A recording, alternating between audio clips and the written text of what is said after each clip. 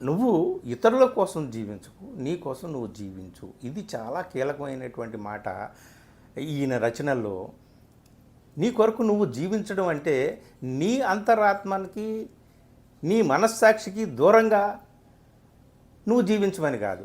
నీ అంతరాత్మ, నీ మనస్సాక్షి చెప్పినట్టుగా నువ్వు నడుచుకోవడానికి ట్రై చేయని చెప్పిన దాన్ని మరో రకంగా అర్థం చేసుకొని చాలామంది దీన్ని సూపర్ మ్యాన్ థియరీగా మార్చుకున్నాడు నీషే.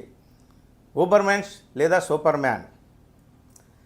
సో ఇట్లాంటిది. కాకపోతే ఈయన ఏంటంటే, ఈయన చెప్పింది, ఈయన రచనల్లో అంతఃసారంగా తీసినటువంటి రెండో సూత్రం ఏంటంటే to go wrong in one. అంటే ఇక్కడ ఒక మాట చెప్తాడనమాట.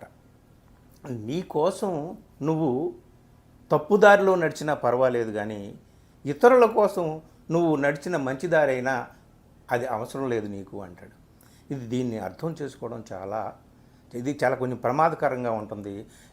దీని నుంచే నీషే తన మొత్తం తత్వశాస్త్రాన్ని డెవలప్ చేశాడు.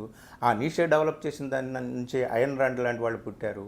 కొంచెం ఇక్కడ కొంచెం చాలా జాగ్రత్తగా అర్థం చేసుకోవాలన్నమాట. అంటే నువ్వేమిటి, నీ అంతఃసాక్షి ఏమిటి, నీ అంతరంగం ఏమిటి, అది ఏం చెప్తుంది, ఈ ప్రపంచం ఏంటి, ఈ ప్రపంచంతో నీకున్నటువంటి సంబంధం ఏమిటి, అసలు నీ నుంచి నువ్వు దూరం అయిపోతే ఈ ప్రపంచంతో పాటు నువ్వు వెళితే నీకు నువ్వేం చేసుకుంటావు, నిన్ను నువ్వు ఎలా బాగు చేసుకుంటావు, ఇట్లాంటి అనేక విషయాలు ఇందులో ఉన్నాయి చర్చించాల్సినటువంటివి.